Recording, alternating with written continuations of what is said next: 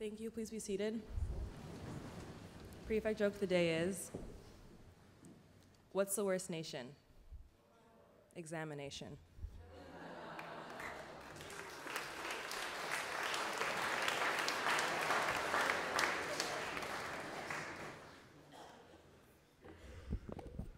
We don't often have jokes of the day that are so topical, so thank you. Our first hymn is, what are we doing? We're doing the Lonsdale's hymn, aren't we? How Great Thou Art, number 7. Please stand.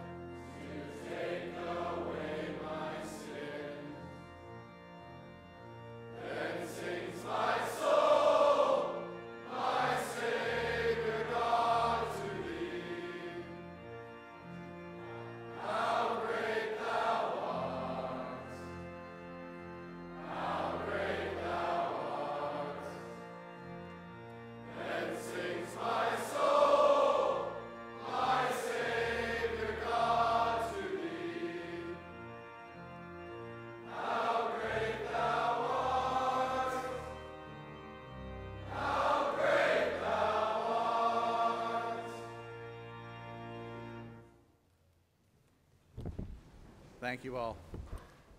I'm going to invite 4 prefects to please come forward who are going to start off by reading for us. There they are.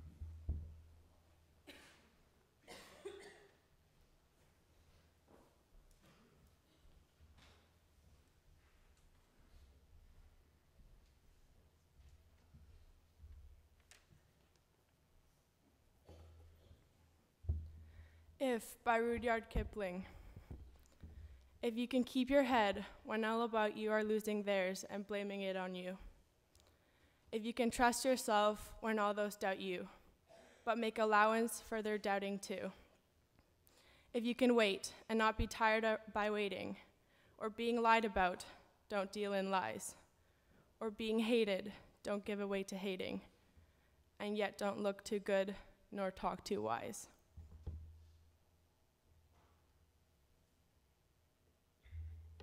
If you can dream and not make dreams your master, if you can think and not make thoughts your aim, if you can meet with triumph and disaster and treat those two impostors just the same, if you can bear to hear the truth you've spoken, twisted by knaves to make a trap for fools, or watch the things you gave your life to, broken, and stoop and build them up with worn-out tools.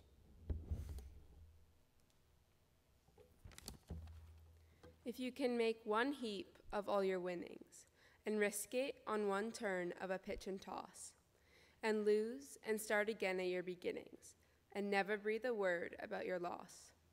If you can force your heart and nerve and sinew to serve your turn long after they are gone, and so hold on when there is nothing in you except the will which says to them, hold on.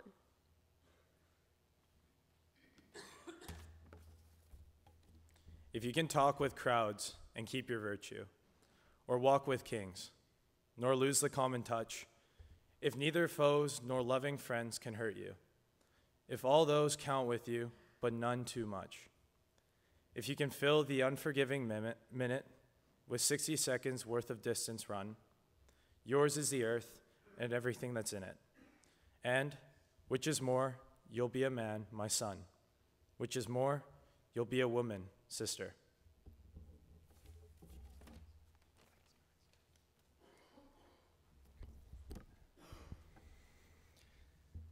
Thanks, you four. This address is inspired by the Rev's reflection on Saturday about Father's Day and some recent events both on and off campus, from sports tournaments to exam season, from the inter-house tug-of-war to prize and prefect selection, from Pride Day to the community's response to the loss of one of us. I asked Maria, Kieran, Paige, and Jojo to read this poem as a prelude to my reflection this morning. Many of you will know Rudyard Kipling as the writer of The Jungle Book and creator of Shere Khan the Tiger, Baloo the Bear, and boy cub Mowgli. He's connected with our world at Shawnigan as he visited British Columbia 3 times in and around the turn of the 20th century, including honeymooning on the island, and he gave a poetry reading in Duncan, not, I hope, as part of his honeymoon. His poem, If, remains a touchstone for many. It continues to claim its spot in the patriotic Hall of Fame alongside hymns we sing here in chapel, Jerusalem, and I Vow to Thee, My Country. Some of you will have recognized the poem read by the 4 prefects. First published in 1910, 3 years after Kipling was awarded the Nobel Prize for Literature.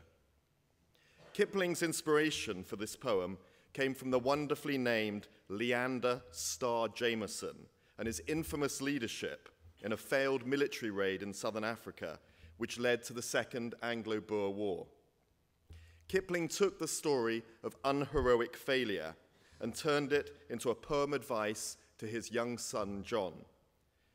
These 4 prefects were involved in last month's sports championships and will have, therefore, recently experienced the highs and lows of sporting endeavor. The nerves, the superstitions, the team dynamic, the inches and seconds that divide failure and success, the disappointment, the delight, the importance of picking oneself up and those around when all is done. Lines from the poem appear over the tennis player's entrance to Wimbledon's centre court. If you can meet with triumph and disaster and treat those 2 impostors just the same. There have undoubtedly been moments of individual and collective triumph and disaster, from moments of elation to the agony of falling just short, from the joy of teamwork to moments of individual ill-discipline, and how challenging it is to treat those two impostors just the same, humble in victory and magnanimous in defeat. We have all stumbled in the pursuit of success. I remember quite vividly and with some shame playing in a six-a-side inter-house Colts field hockey match as captain of our team. It was the final, and we were the dominant side in the tournament between 12 teams. In the first few minutes, my roommate, Gogi, a talented sportsman from the Punjab in India, inexplicably decided to cross the ball across our defense. We were playing on grass in those days, and it was intercepted, and the opposition scored. Furious, I released a tirade of abuse against my team and roommate with an expletive thrown in for emphasis and good measure. The umpire, now the headmaster of King's School, Canterbury in England, unwittingly and disastrously walked between the two of us and thought I was swearing at him for his umpiring skills. I was promptly sent off for the whole match, and we lost. It was a lonely walk back to the house and a lonely couple of days as my lack of self-discipline had cost the house a treasured trophy. It still haunts me a little, 30 years on.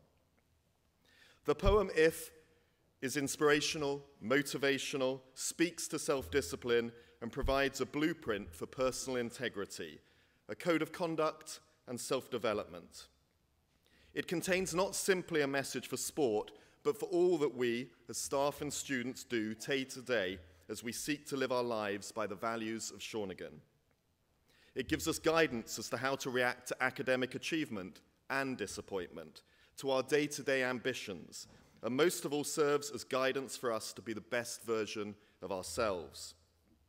The poem has special significance for me. My father is a surgeon and my mother a nurse. And over time, they taught their two sons the significance in their professional lives of that line from the last stanza of the poem which Jojo read, "Walk with kings, nor lose the common touch."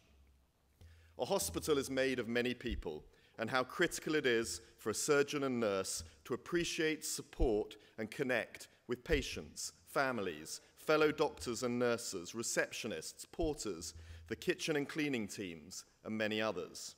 I see many parallels with my own job now within a school and campus context. There's a lesson in there for all of us, not to lose the common touch. Of course, it feels a little dated and very much a poem of its time, a paternal set of advice to a young son. Kipling cuts a controversial figure these days.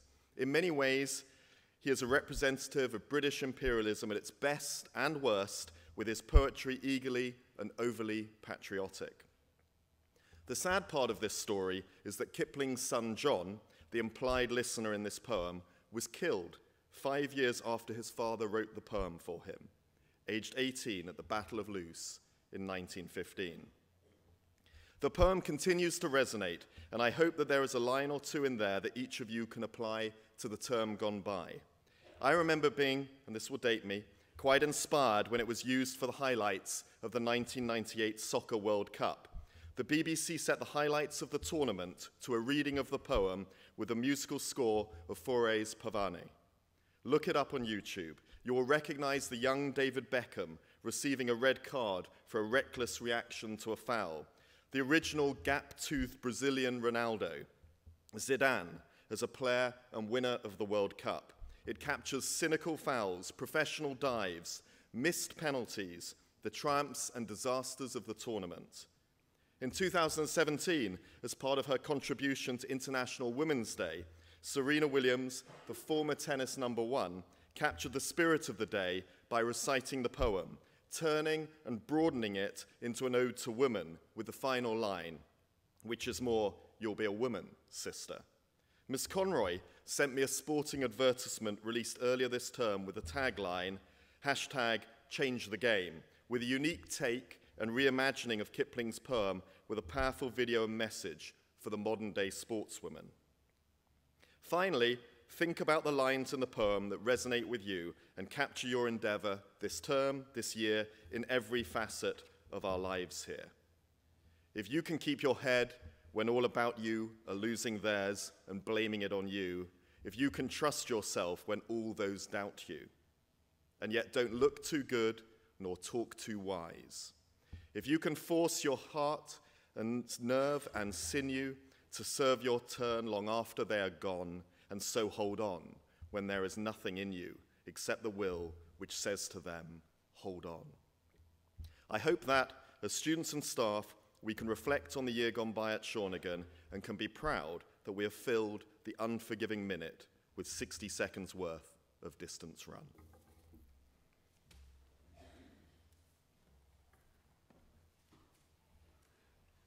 Thank you, Mr. Lamont. And I'm going to invite Mia Liang to come forward. She's going to perform a song that you've written, right?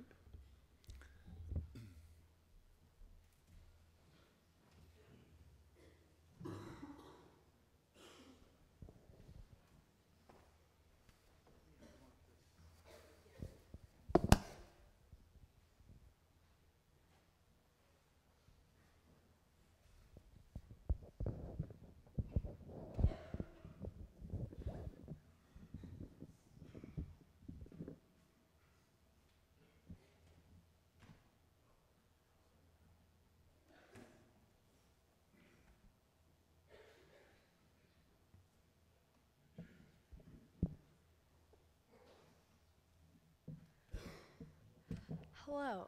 So today I am going to be performing an original song that I wrote as a bit of a farewell to the school.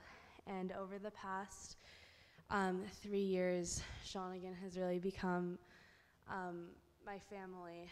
And it's hard to believe that, it's all coming to an end pretty quickly. But I love you all so much. And this song is called Goodbye.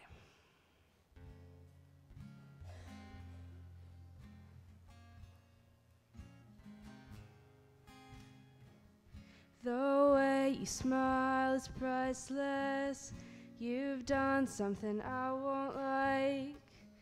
You tell me all about it, 'cause I couldn't be mad if I tried. And I'll keep you close to me.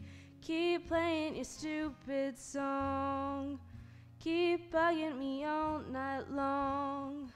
Keep reminding me of the million reasons that I'll miss you when I'm gone. Keep making me laugh and cry. Keep making me roll my eyes.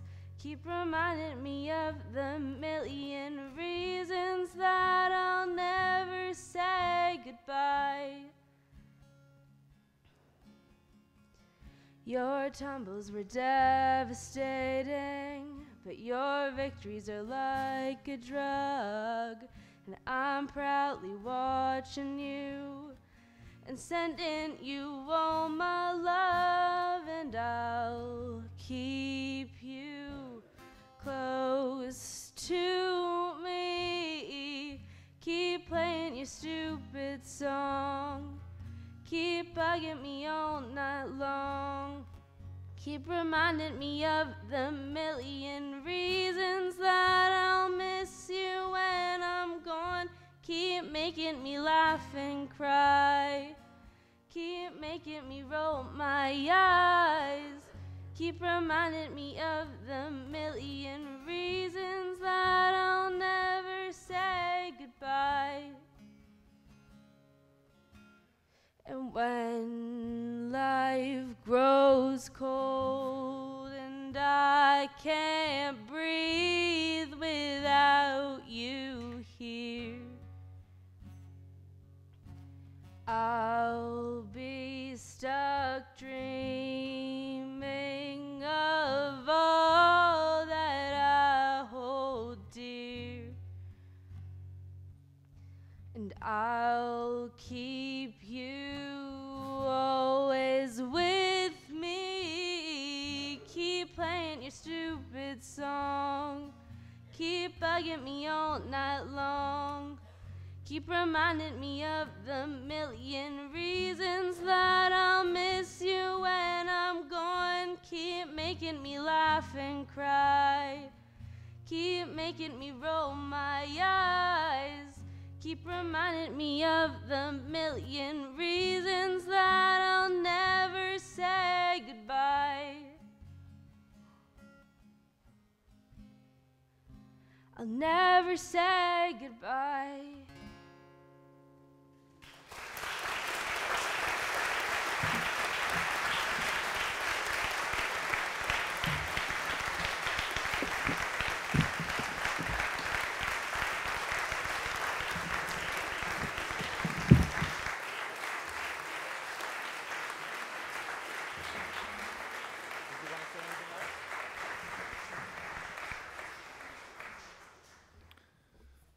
Thank you, Mia. It just blows my mind, people that write music. I don't know how they do it. That was beautiful. Thank you. We're going to end with hymn number 3, I Vow to Thee, My Country. Please stand.